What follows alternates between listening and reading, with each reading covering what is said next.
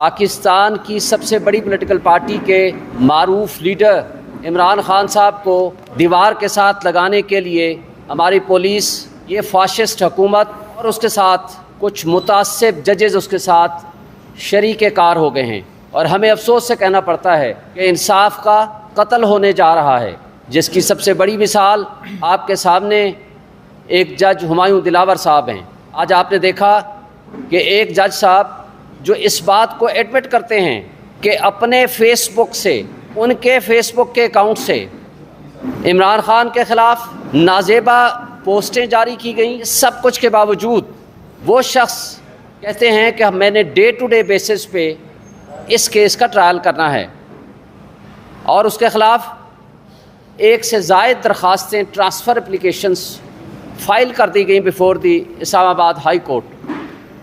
और Islamabad high court के पास वो ट्रांसफ़र एप्लीकेशन के पेंडिंग होते हुए और उनका मैटर FIA को भेजा गया कि इसकी वेरिफिकेशन कराएं उनकी पोस्टों की,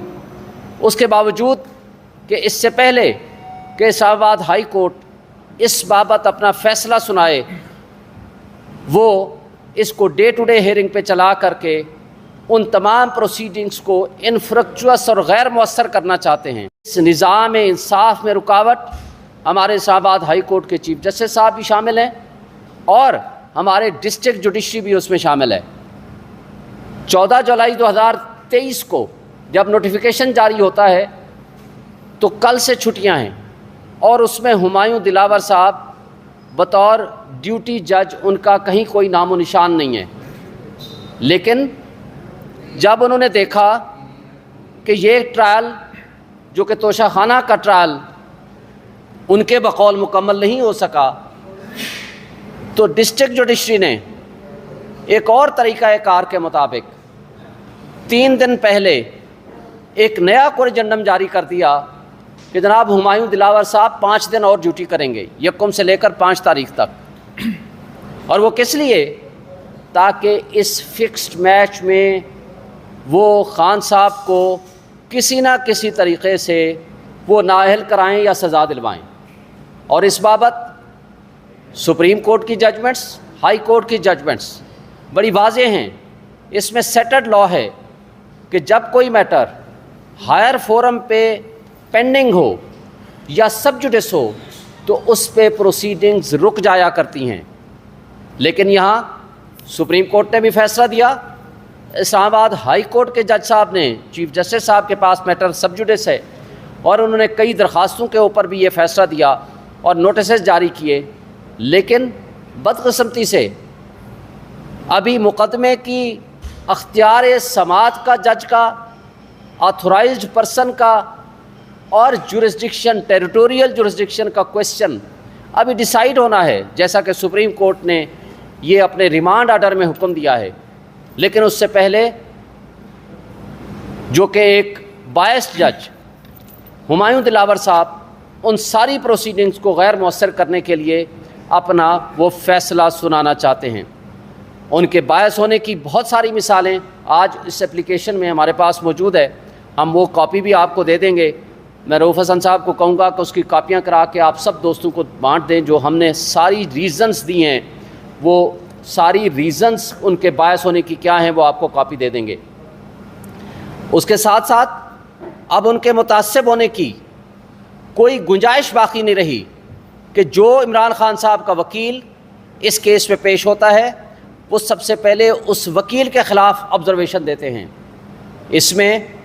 ज़बानी ऑब्ज़र्वेशन उन्होंने कई वकला के ख़िलाफ़ दी, लेकिन जो रिटन ऑब्ज़र्वेशन दी है वो हमारे वकील बैरिस्टर गौहर अली ख़ान के ख़िलाफ़ दी। और आज हमारे सीनियर एडवोकेट जो कि सुप्रीम कोर्ट के सीनियर वकील हैं ख्वाजा हारिस साहब, उनके ख़िलाफ़ ऑब्ज़र्वेशन दी है। इस तरह वो जानबूझ के अपने तासुब को वो रोक नहीं पाए और वो उसको अयां करते जा रहे हैं। और आपने देखा कि पाकिस्तान की तारीख़ में ये पहला वाक़या था। इमरान खान साहब को पहले अगवा किया गया, फिर नैब की कस्टडी में दिया गया, इस्लामाबाद हाई कोर्ट के शीशे तोड़े गए, वकला को तशद्दुद का निशाना बनाया और उसके साथ अमले को तशद्दुद का निशाना बनाया। और नैब के पास 2 दिन रहने के बावजूद, 2 दिन उनकी कस्टडी में थे, یہ واحد جج ہمایوں دلاور صاحب ہیں جو اپنی کوٹ لے کے وہاں چلے گئے اور فرد جرم کاغذوں میں عائد کر دیا، فرضی فرد جرم عائد کر دیا، اور اس پہ خان صاحب کے کوئی دستخط بھی موجود نہیں ہیں۔ اور اس سب کچھ کے باوجود جب ان کے سامنے کوئی بھی آبجیکشن پٹیشن لائی جاتی ہے تو وہ آبجیکشن پٹیشن لانے والے وکیل کے خلاف سب سے پہلے وہ آبزرویشن دیتے ہیں۔ اور آپ نے دیکھا عامر فاروق صاحب نے، جسٹس عامر فاروق صاحب چیف جسٹس، جن کے پاس یہ ہمارے والی کرمنل ریویژن پٹیشن موجود ہے اور اس کی سماعت 3 تاریخ کو فکس ہے، لیکن اس میں جو پچھلا آرڈر کیا تھا انہوں نے ریمانڈ آرڈر، اور 8-10 کوسچنز فارمولیٹ کر کے بھیجے تھے، جس میں سب سے پہلے اختیار سماعت کا کوسچن تھا۔ اور یہ بھی پاکستان کی تاریخ کا پہلا انوکھا واقعہ ہوگا کہ چھٹیوں میں کبھی کسی ملزم کا ٹرائل نہیں ہوتا، جبکہ وہ صرف ڈے ٹو ڈے افیئرز کے لیے ڈیوٹی جج کے طور پر وہ کام کرتے ہیں۔ لیکن یہاں اس میں سب سے ٹاپ پرائرٹی، جو کہ آج بھی آپ نے دیکھا اس کیس کے پیچھے جو مستقل آنے والے ہیں، وہ عطا ترر صاحب مستقل اس کے پیچھے آتے ہیں، ان کے ساتھ ان کا الحاق کر کے وہ ہر حال میں اس کا ٹرائل مکمل کرنا چاہتے ہیں، تاکہ ہمیں جو موقع ہے ہم ہائی کورٹ میں اور سپریم کورٹ میں اپنے کیسز کی پیروی نہ کر سکیں۔ اور اس دوہرے معیار انصاف، دوہرے نظام عدل میں بڑے افسوس سے ہمیں کہنا پڑتا ہے کہ نہ صرف لوور جوڈیشری، اس میں ہمایوں دلاور صاحب، اور اس انصاف کی راہ میں رکاوٹ ہمارے بڑے قابل احترام چیف جسٹس عامر فاروق صاحب بھی اس میں رکاوٹ میں، اس انصاف کی فراہمی میں وہ حصہ دار ہیں۔ اس لیے کہ یا تو وہ ہماری ٹرانسفر اپلیکیشن ڈسمس کر دیں، یا وہ ہماری کرمنل ریویژن پٹیشنز ڈسمس کر دیں، اور وہ کہہ دیں کہ آپ کے یہ جو پوائنٹس ہیں جس میں آپ اختیار سماعت کو، آتھورائزڈ آفیسر کو، یا ٹیریٹوریل جورسڈکشن کے جو کوسچنز ہیں، یا لمیٹیشن کا کوسچن ہے جو ہم نے ریز کیا ہے، یا تو ہمارے پاس وہ گراؤنڈز نہیں ہیں، آپ ڈسمس کر دو، پھر ٹھیک ہے بھلا ہمارے خلاف ٹرائل چلائیں۔ جب آپ کہتے ہو اس میں جان ہے، اس میں وزن ہے، اور سب سے پہلے جورسڈکشن کا کوسچن ڈیسائیڈ ہوگا، تو جو ٹرائل کورٹ اس میں پروسیڈ کر رہا ہے کم سے کم اس کو تو روک دو۔ اگر آپ اس کو نہیں روکتے ہیں تو اس کا مطلب ہے کہ وہ جب اس کا فیصلہ کر دیں گے، ہمیں سزا سنا دیں گے، یا نااہل کر دیں گے، یا کوئی اور اس طرح کا کوئی ایڈورس آرڈر کر دیں گے، تو مجھے یہ بتائیں تو پھر ہم اپنے ان کیسز کی پیروی کس عدالت میں جا کر کریں گے؟